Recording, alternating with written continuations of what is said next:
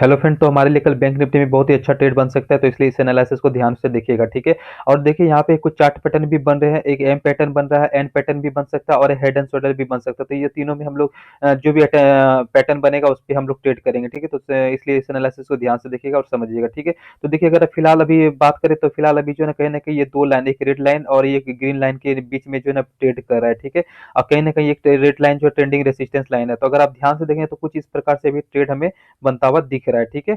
और आने वाले दिन में जो है ना यहाँ पे जो है ना कहीं एक रेसिस्टेंस हमें देखने को मिल सकता है, और जिससे जो एक हमें अच्छा खासा टारगेट भी देखने को मिल सकता है। क्योंकि देखिए ये सेकंड टाइम यहाँ पे टेस्ट किया है, तो हो सकता है थर्ड टाइम यहाँ पे टेस्ट करने के बाद जो है ना एक हमें डाउनफॉल हमें देखने को मिल सकता है। ठीक है। अब देखिए यहाँ पे पैटर्न की बात करें तो पैटर्न के लिए हम लोग यहाँ पे जो है ना 15 मिनट के चार्ट पे चलते हैं, तो एक अच्छे से यहाँ पे पैटर्न आपको अपने को दिखने को मिल सकता है। ठीक है।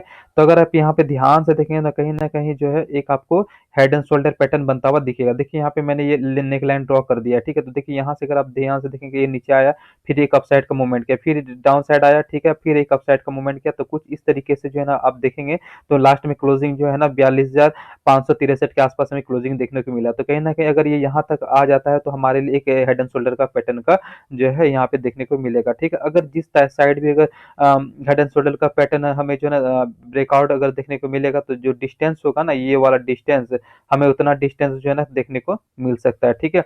तो मान लीजिए कल किस प्रकार से ट्रेड करना है उसके लिए हम लोग जान लेते हैं। अगर मान लीजिए फ्लैट वगैरह खुलता है, ठीक है, फ्लैट खुलने के बाद कहीं ना कहीं क्लोजिंग जो है ना ये नेक लाइन के ऊपर देता है, तो आप एक कॉल का पोजीशन को बना सकते हैं। और आप डेफिनेटली जो है ना यहाँ तक जो है ये जो मैंने ट्रेंड लाइन जो रेसिस्टेंस लाइन जो ड्रॉ करके रखा हुआ है रेड वाला, आप भी अपने चार्ट पे ड्रॉ कर लीजिए, यहाँ तक का एक टारगेट देखने को हमें मिल सकता है। ठीक है।